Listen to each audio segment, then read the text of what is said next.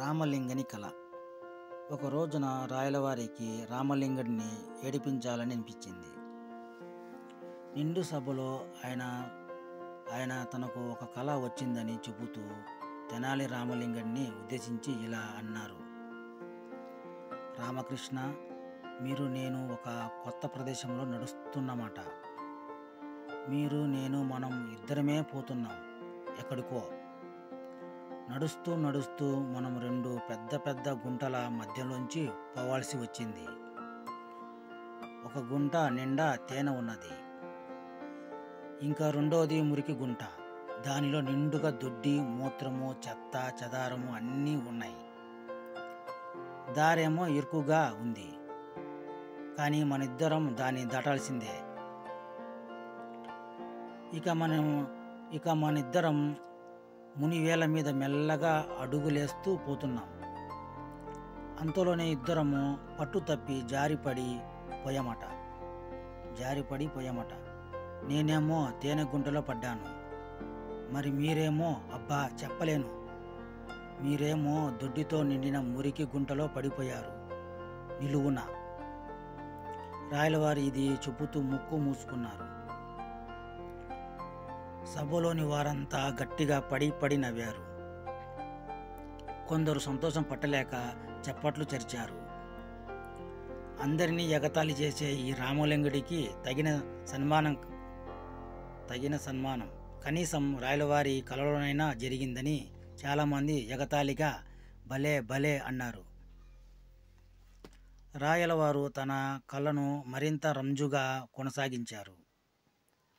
నేను తాగినంత తేనెను తాగి ఆ గుంట అంచున పట్టుకొని కష్టపడి ఎలాగో పైకి ఎక్కాను. కానీ చూడగా మీరు పాపం ఇంకా ఆ దొడ్డిలోనే కుట్టుమిట్టలాడుతున్నారు. చివరికి మీకు కూడా గుంట అంచు దొరికింది. అటు ఇటు జరుక్కుంటూ మీరు కూడా పైకి ఎక్కబోయారు. కానీ అంతలోనే ఏమైందో, ఒక్కసారిగా జారి దభీమని ఆ దొడ్డి గుంటలోనే పడిపోయారు. ఈసారి తలక్రిందులుగా. అంతలో నాకు మెలకువ వచ్చేసింది.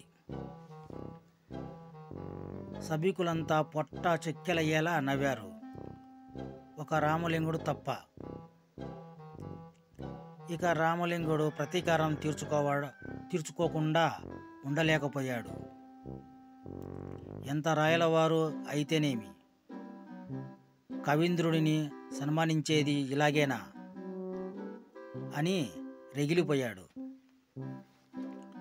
తర్వాతి రోజున రాయలవారు కొలువు తీరి ఉండగా అతను లేచి నిలబడి, మహారాజా, నిన్న తమరు తమకొచ్చిన కలను వినిపించారు.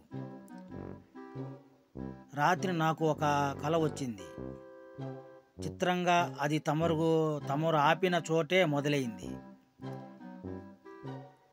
ఏలిన వారి సెలవైతే నేను వివరంగా మనవి చేసుకుంటాను అన్నాడు. ఏదో నవ్వులాటకు మొదలు పెడితే నాకే చుట్టుకున్నదే అనుకున్నాడు.